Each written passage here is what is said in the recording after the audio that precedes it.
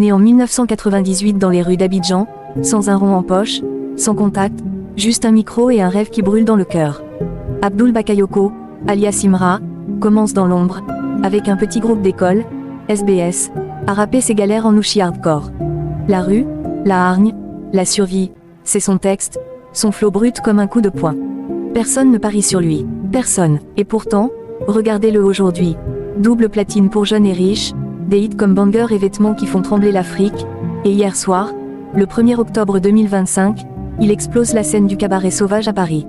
Oui, vous avez bien entendu, son premier grand concert solo en France, dans cette icône des musiques urbaines, sous les lumières de la capitale. La fouine monte même sur scène pour le soutenir, le public hurle, Nabo, et Imra met le feu partout, du début à la fin, avec une énergie qui transcende les océans. De rien à tout ça, c'est pas une histoire de chance, c'est une leçon de vie. Imra est parti de zéro, a bossé dans l'ombre, a ignoré les moqueries, et aujourd'hui, il vend des places à 39 € qui s'arrachent comme des petits pains. Il a conquis Paris, la ville des Lumières, avec son rap ivoirien pur, authentique, qui parle à la street du monde entier. Et parlons-en, de ces moqueries qui font mal au début, mais qui forgent plus tard.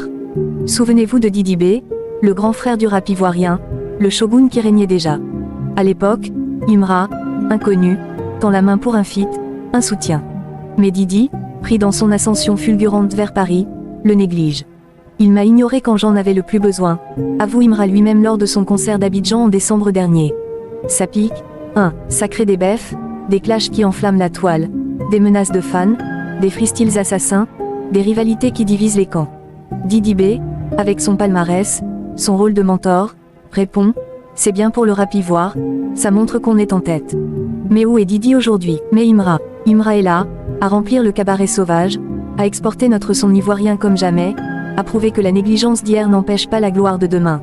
La vie, mes amis, nous réserve des surprises folles. Elle te met à terre pour te voir te relever plus fort. Imra aurait pu baisser les bras après ce rejet, après les doutes, après les nuits blanches à composer dans le vide. Mais non, il a cru en son rêve, il a persévéré, il a transformé la douleur en carburant. Et regardez, de la rue de Cocody aux spotlights français, en un clin d'œil.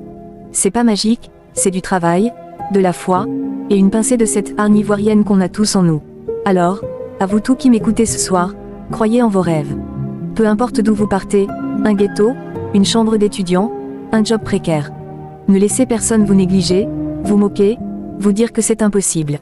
Comme Imra, levez-vous, rappelez vos vérités, et conquérez votre cabaret sauvage personnel.